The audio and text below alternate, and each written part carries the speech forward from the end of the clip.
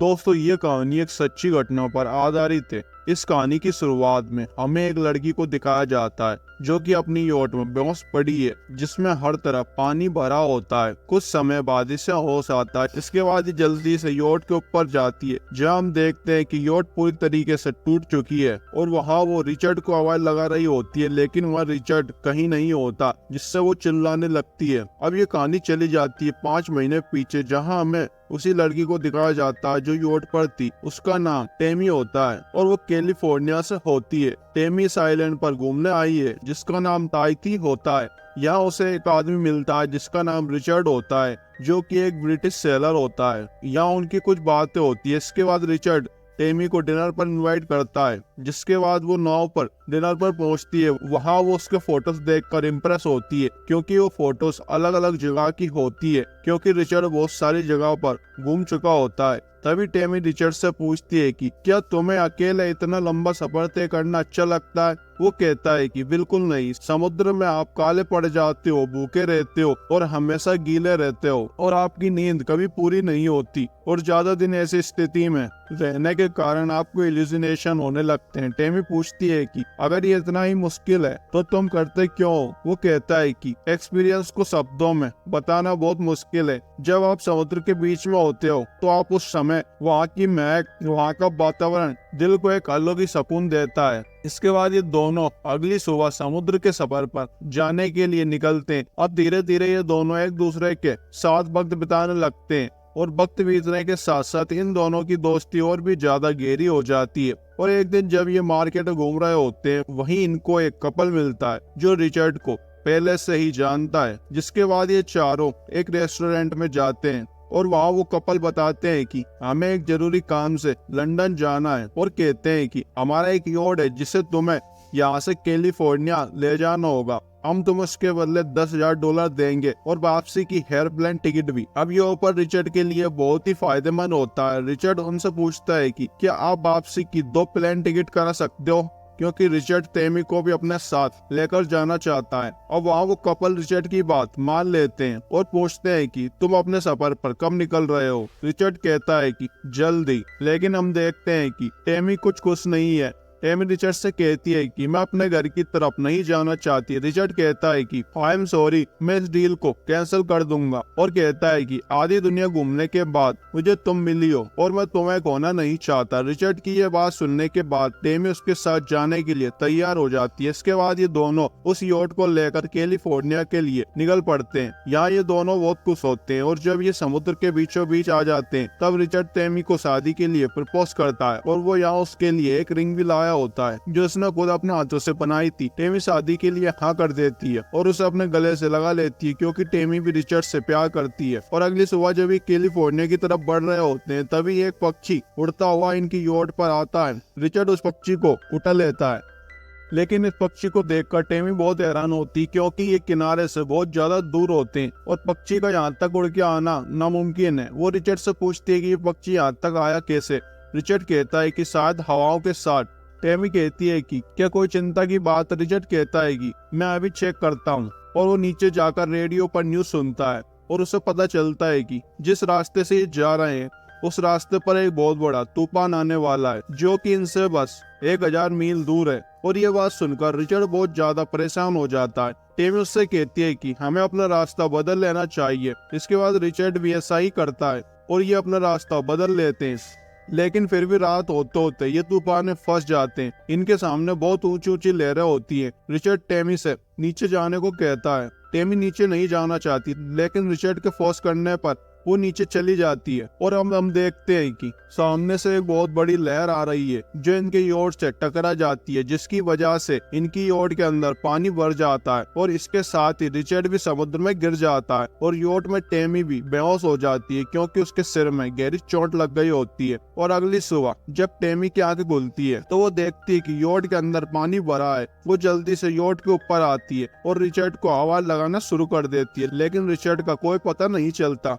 Richard उसे कोई जवाब नहीं देता, और ये वही सीन होता है जो हमें मूवी की स्टार्टिंग में दिखाया गया था। वो रिचर्ड को बहुत ढूंढती है, लेकिन रिचर्ड उसे कहीं नहीं दिखता। इसके बाद वो दूरबीन से देखने लगती है, लेकिन उसे अपने दूर दूर तक कोई नहीं दिखता। और ना ही उसे अपने पास किनारा दिखता है। इसके बाद वो रेडियो से मदद मांगने की कोशिश करती है, लेकिन रेडियो भी काम नहीं कर रहा होता है। इस बात से टेमी बहुत हताश हो जाती है और रोते हुए वहीं योट पर लेट जाती है। और यहाँ टेमी बहुत बुरी तरीके से जख्मी और थकी हुई होती है, जिसकी वजह से उसकी आंख लग जाती है। थोड़ी देर बाद जब उसकी आंख खुलती है तो उसे याद आता है कि योट की लाइफ बोट योट पर नहीं है। इसके बाद वो समुद्र में देखने लगती है। उसे बहुत दूर एक लाइफ बोट दिखती है और अब वो किसी भी तरह उस लाइफ बोट तक पहुंचना चाहती है, क्योंकि वो समझ चुकी थी कि रिचर्ड उसी लाइफ बोट पर है। इसके बाद वो योट स्टार्ट करने की कोशिश करती है, लेकिन योट स्टार्ट नहीं होती। इसके बाद वो तैरकर उस तरफ जाने की कोशिश करती है। वो कुछ ही दूर पहुंची होती है कि वो देखती है कि योट उससे दूर जा रही है और वो योट को किसी भी कीमत पर खोना नहीं चाहती, इसीलिए योट पर वापस आ जाती है। यहाँ योट का सेल भी टूट चुका होता है। यहाँ हम देखते हैं कि योट में काफी सारे क्रैक भी आ चुके हैं, जिसकी वजह से योट के अंदर पानी भर रहा होता है। इसीलिए वो पहले उन क्रैक पर डक टेप लगा देती है ताकि पानी अंदर ना आ सके। इसके बाद वो योट के अंदर जाती है और जितना भी पानी योट के अंदर होता है उसे पंप की सहायता से बाहर निकाल देती है। और अब उसे किसी भी कीमत पर सेल को लगाना होगा, तभी वो रिचर्ड तक पहुंच सकती है। सबसे पहले वो उस पोल को फिक्स करती है जिस पर उसे सेल लगाना है, और वो सेल लगा देती है। और ये करना बहुत मुश्किल होता है। इसके बाद उसका बोट पानी में बहना शुरू हो जाता है और वो उस जगह पर पहुंच जाती है जहाँ पर रिचर्ड है। वो देखती है कि लाइफ बोट यहाँ पर उल्टी हुई होती है, इसीलिए वो यहाँ फंसा होता है। इसके साथ ही वो जख्मी भी होता है। टेमी समुद्र में उतरकर उसे योट पर वापस ले आती है। यहाँ वो योट पर चढ़ नहीं सकता, इसीलिए टेमी उसे रस्सी से बांधकर बड़ी मुश्किल से योट पर खींच लेती है। वो देखती है कि रिचर्ड का पैर बहुत बुरी तरीके से जख्मी है। इसके बाद टेमी उसकी स्टिचेस करती है। यहाँ रिचर्ड की हालत बहुत खराब होती है, वो ठीक से बोल भी नहीं पा रहा होता है। इसके बाद वो उसकी टी शर्ट ऊपर करती है। वो देखती है कि उसकी पसलियां भी टूटी हुई है, जिससे उसे बहुत तेज दर्द हो रहा होता है। अब इन्हें ऐसे ही 2 दिन और हो जाते हैं। टेमी जब दिशा का अंदाजा लगाती है तो उसे पता चलता है कि वो उत्तरी दिशा में बहुत दूर है।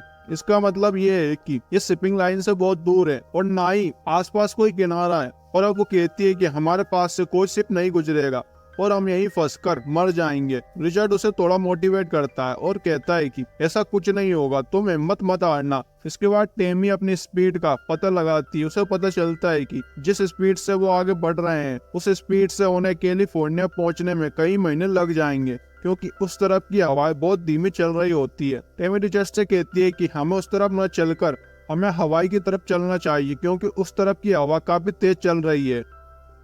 रिचर्ड कहता है कि ये काफी खतरनाक हो सकता है, क्योंकि इस तरफ जाने से हमारा सफर 500 मील और बढ़ जाएगा। लेकिन टेमी उस तरफ जाना चाहती है क्योंकि उस तरफ की हवाएं काफी तेज है। और ये फैसला करते हैं कि ये अब हवाई की तरफ जाएंगे और ये अपने योट को हवाई की तरफ मोड़ लेते हैं। और अगले कुछ दिनों तक ये अपने सफर को हवाई की तरफ ही जारी रखते हैं। और अब इनके पास एक ही हफ्ते का राशन बचा होता है और इन्हें हवाई पहुंचने में 1 महीने से भी ज्यादा का समय लगने वाला है। इसीलिए रिचर्ड कहता है कि अब हमें मछलियां पकड़ना होगा, लेकिन टेमी मना कर देती है क्योंकि टेमी वेजिटेरियन होती है। लेकिन वो ये भी जानती है कि अगर उन्होंने मछलियां नहीं पकड़ी तो वो भूख से ही मर जाएंगे। रिचर्ड के बहुत समझाने के बाद वो समुद्र में चली जाती है मछली पकड़ने के लिए, लेकिन वो नाकाम रहती है क्योंकि वो ऐसा काम पहली बार कर रही थी और वो वापस आ जाती है। इसके साथ ही पीने का पानी भी बहुत कम बचा होता है। लेकिन एक दिन इनका किस्मत साथ देती है और यहाँ बारिश होने लगती है, जिससे ये दोनों बहुत खुश होते हैं और पूरे 18 दिनों के बाद अच्छे से पानी पीते हैं और ये बहुत सारा पानी स्टोर भी कर लेते हैं। और अब इसी तरह से समुद्र में इन्हें 29 दिन हो जाते हैं और एक रात इनके सामने एक बहुत बड़ा कार्गो शिप आ जाता है। टेमी को एक उम्मीद दिखती है, वो फ्लेयर गन चलाती है, लेकिन वो लोग इनको नहीं देख पाते और कुछ ही समय में वो शिप इनकी आंखों के सामने से गुजर जाता है। रिचर्ड उसे बताता है कि ये तुम्हारा एक इल्यूजनेशन था, यहाँ पर कोई भी कार्गो शिप नहीं था। टेमी अब पूरी तरीके से हार मान चुकी है क्योंकि उसे लगता है कि अब वो यहीं पर मर जाएंगे, लेकिन इंतजार करने के अलावा इनके पास और कोई रास्ता नहीं है। अगली सुबह जब टेमी रिचर्ड की पट्टी उतारती है तो वो देखती है कि रिचर्ड का गांव और भी ज्यादा बढ़ चुका है और उसकी हालत और भी ज्यादा खराब हो गई है। अब इसी तरह से इन्हें कुछ और दिन हो जाते हैं और अब यहाँ एक बार फिर से तूफान आने वाला है और इस बार ये तूफान का सामना नहीं कर सकते, लेकिन इस बार किस्मत इनके साथ होती है और तूफान नहीं आता, सिर्फ तेज हवाएं चलती है। लेकिन अब इनकी हालत बहुत ज्यादा खराब हो चुकी है और अगली सुबह हम देखते हैं कि टेमी वहीं सो रही है। रिचर्ड उसे उठाने की कोशिश करता है। टेमी उससे कहती है कि अब मैं तुम्हें नहीं रोकूंगी, अब तुम जा सकते हो। और ये सीन इस मूवी का सबसे बड़ा शॉकिंग सीन होता है। हम देखते हैं कि रिचर्ड वहाँ नहीं है। इसका मतलब रिचर्ड उसके साथ था ही नहीं। रिचर्ड की तो उसी तूफान में मौत हो गई थी। ये सिर्फ टेमी का भ्रम होता है। अब वो यहाँ रिचर्ड को याद करती है। अब वो एक बार फिर से समुद्र में मछली पकड़ने की कोशिश करती है और वो इस बार मछलियां पकड़ भी लेती है और उन्हें ही खाती है। अब कुछ और समय बीतता है और अब उसे यहाँ पूरे 41 दिन हो जाते हैं और अब उसकी हालत भी बहुत ज्यादा खराब हो चुकी है। लेकिन एक सुबह उसकी योट पर एक पक्षी आकर बैठता है। टेमी उस पक्षी को देखकर बहुत ज्यादा हैरान होती है, क्योंकि अगर पक्षी उसकी योट पर आया है तो उसके आसपास ही जरूर कोई ना कोई जमीन होगी। उसे ये भी लग रहा था कि कहीं ये मेरा इल्यूजिनेशन तो नहीं है। तभी वो अपने पास रखे दूरबीन से देखती है, उसे जमीन दिख जाती है और साथ ही उसे एक बोर्ड भी दिखती है। इसके बाद वो फ्लेयर जलाती है और वो लोग टेमी को देख लेते हैं। इसके बाद वो टेमी के पास आते हैं और ये लोग उसके पास खाना और पानी बेचते हैं और इसके बाद उसकी योट को अपनी योट से बांधकर किनारे तक ले जाते हैं। इसके बाद जब वो पूरी तरीके से ठीक हो जाती है तो वो वापस ताइती आती है जहाँ वो रिचर्ड से मिली थी। इसके बाद वो रिचर्ड की बोट पर जाती है जहाँ पर रिचर्ड और उसकी बहुत सारी फोटोज होती है, जिन्हें देखकर उसे रिचर्ड की बहुत याद आती है, जिससे वो रोने लगती है। इसके बाद वो समुद्र किनारे जाती है और वो रिंग जो रिचर्ड ने उसे दी थी वो उस रिंग को समुद्र में बहा देती है। और दोस्तों इसी के साथ ये मूवी यहीं खत्म हो जाती है। तो दोस्तों आपको ये मूवी एक्सप्लेनेशन कैसे लगा हमें कमेंट में जरूर बताना। दोस्तों और भी ऐसे वीडियोस के लिए हमारे चैनल को अभी सब्सक्राइब कर लो। Thank you.